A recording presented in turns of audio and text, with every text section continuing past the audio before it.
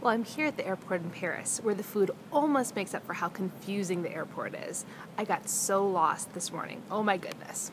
But I didn't want to talk about my airport experience here in Paris. I wanted to talk about my experience yesterday in the Kibera slums.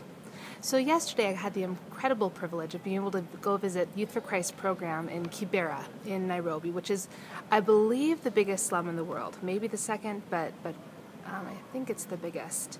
And YFC has an absolutely amazing program there.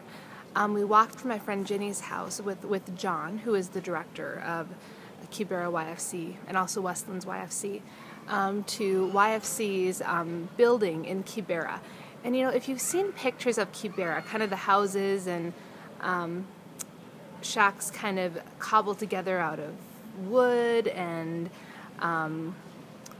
corrugated metal and mud and sticks, that's really kind of how YFC's building was as well. And John lives there. I've got some great video of him that I'll post later talking about Kibera YFC. But what an absolutely amazing program. When I was there, they had a children's program. Now, at first, they had kind of, considered the kids an annoyance because they're supposed to be running programs for youth, right? So they focus on, kind of high school age up through the early 20s, because here a lot of kids are still in Nairobi, that is, a lot of kids are still in high school up into their early 20s. So, but then they decided, you know what, if God is bringing all these little kids to our door, then we're going to take care of them. So they have a program for children on Mondays, Wednesdays, and Fridays after school, and then also on Saturdays during the day. And one of the things that they do is a feeding program, because for many of these kids, they have nothing to eat over the weekend. The schools will give them lunch during the weekdays, but on the weekend, they're kind of left to scavenge while their parents are out looking for work to try to find some way to feed them. So YFC feeds them, plays games with them, sings with them. It was so fun to see. They have dancing clubs, and it was just great to see the kids having fun and playing games and learning about Jesus.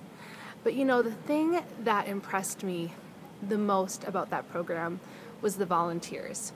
Okay, and these are volunteers who live in Kibera. And these are people who are sold out for Christ. John, the director there, came to Christ through YFC. And one of the interesting things, he lives actually at the YFC building, and it's, again, typical kind of Kibera construction. And one of the first things that I noticed, this was interesting, walking with him there, I discovered that he is Luo, like the people that I was with in Western Kenya. And remember, I talked about how the girls have to stay in the kitchen after a certain age because it's taboo for them to be in the same house with their father. Well, the first thing that I noticed when I went into the room of the YFC building where John lives is there's this young woman there, and he introduced his sister Violet, and his cousin, who is also a girl, also stays with him there.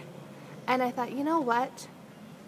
This is an amazing, amazing example of Christ at work in a person's life, because John, who is Luo, and has just absolutely nothing really, takes care of his sister and his sisters and his cousins, and that's a priority for him. So just amazing, and sweet, gentle man, loves the kids. And the other volunteers there, they were so engaged. They were playing with the kids. They were running around with them and singing and dancing with them and playing games, and getting absolutely nothing for it. They don't have money to pay staff right now. John is on paid staff, but still needs to raise, more support so that he could hopefully move out of the building there, and he hopes to get married soon. So he needs to move to a house that's more suitable, which would be like $150 a month. Just putting a plug in there. But anyways, it was just so fun to see the kids there.